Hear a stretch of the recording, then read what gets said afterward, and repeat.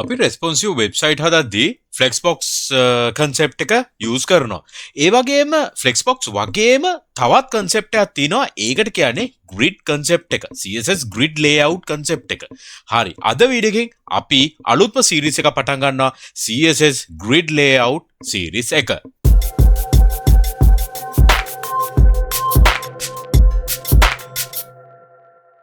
අයිබෝන් මගේ front end යාළුවෝ හැමෝටම ඔබ මේක තුලා සිටින්නේ MCodes Frontend YouTube channel එකට. ඔබ channel එකට අලුත් නම් subscribe කරලා bell notification එකත් ඔබලා MCodes family එකට එකතු වෙන්න. හරි. අද අපි අලුත් episode එකක් පටන් ගන්න අලුත්ම series එක. මොකද්ද?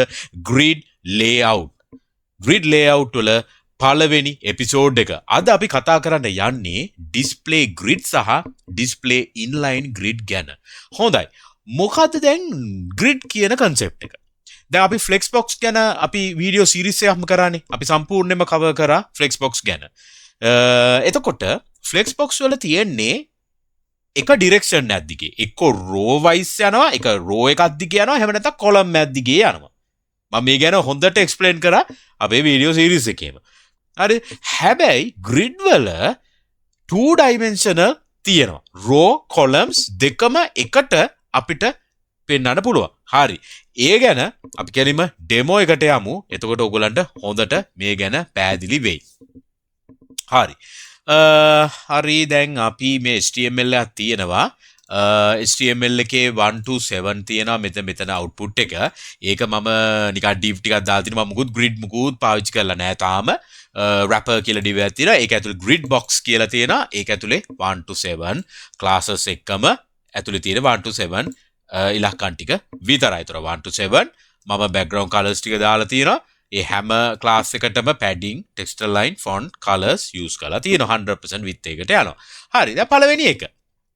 දැන් මේ grid කරන concept එකේදී අපිට මේ දැන් grid box මේ parent මේ හැමෝගෙම child ලගේ parent මට display grid කියන්න පුළුවන්.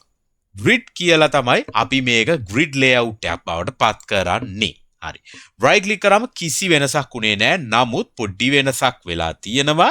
ඒ තමයි inspect කරොත් right click කරලා ඔයාලට බලා ගන්න පුළුවන් මෙතන grid කියලා ඉස්සරහෙන් ගහලා තියෙනවා. ඒ කියන්නේ මේක දැන් grid layout එකක් බවට convert කරලා ඉවරයි.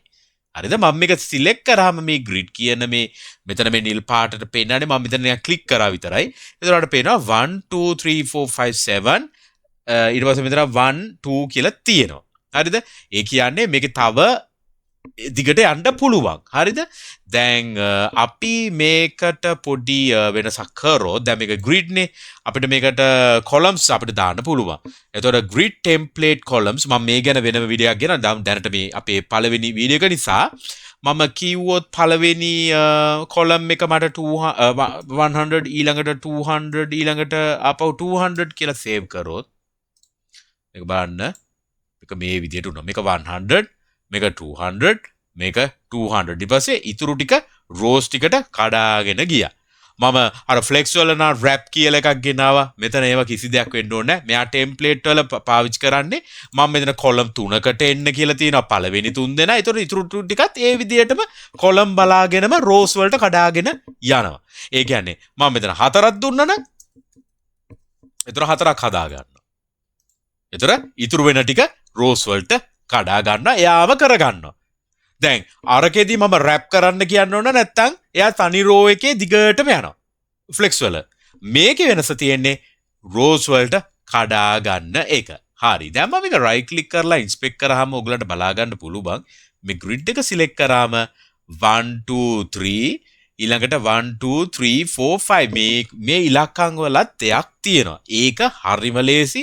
ඒක මගේ upcoming video එකේ මම මේක ඔක්කොම කියනවා. මගේ upcoming video series එකක් මේ grid layout එක ගැන full series එකක් ගේනවා.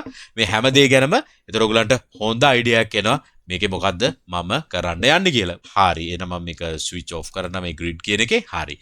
මේ අපි කරේ display grid කියන එක. ඊළඟට මම මේකත් ගලවන්න. හරි. මේක refresh කරන්න. අර පරණ තත්ත්වෙටම ආවා. දැන් මම මෙතනට දානවා inline grid කියලා. inline grid කරාම මොකද වෙන්නේ?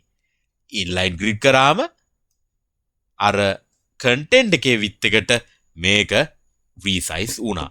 අර full width එක ගන්න content එකේ width එකට තමයි ගන්නෙ. එතකොට මේකටත් මම අර වගේම columns use කරොත් මොකක්ද දෙකට දෙන්නේ 100 200 200 කියලා මොකද වෙන්නේ? එතකොටත් ඒ විදිහටම වෙනවා. හැබැයි inline grid කියලා අපි මුලින්ම assign කරලා තියෙන්නේ. එතකොට full width ගන්නෙ නෑ. අපිට inline grid පාවිච්චි කරන්න එක එක අවස්ථාවල එන්න පුළුවන්. දැනට මම මෙන්න මේ CSS tool එක ගැන තමයි කියනාවේ grid වල අපිට පාවිච්චි කරන්න පුළුවන් display inline grid සහ display grid ගැන. අදට මේ වීඩියෝ එකකින් මෙපමණයි. එහෙනම් අලුත් වීඩියෝ එකකින් අපි හම්බෙමු grid සම්බන්ධව. එහෙනම් හැමදෙනාටම ජය වේවා. Cheers! අපි ගියා.